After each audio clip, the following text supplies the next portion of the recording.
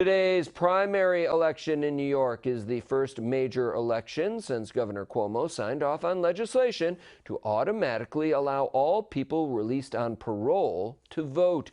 News Channel 34's Karina Capabianca explains what the changes are. A new law passed during the legislative session automatically returns voting rights to those formerly incarcerated for felony violations once they're released on parole. As soon as someone is released onto parole, they are told specifically your right to vote has been restored. They're given the opportunity to register to vote right in that moment.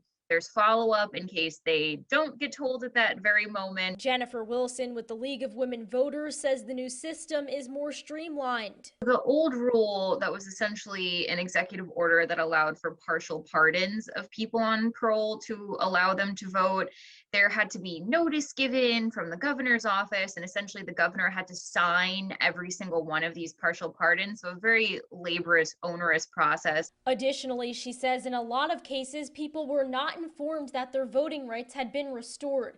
Victor Pate with the New York Campaign for Alternatives to Isolated Confinement also says there were delays. People, even after they were issued their conditional pardons, were having difficulties in registering and also being allowed to vote because apparently this had not filtered down to the various levels. Pate says allowing formerly incarcerated people to be part of the civic process helps them to connect with the community. When a person is out and you have the opportunity to be back in the community with your family and with others, then I think that just having the right to vote is only the right thing to do. In Albany, Karina Capabianca,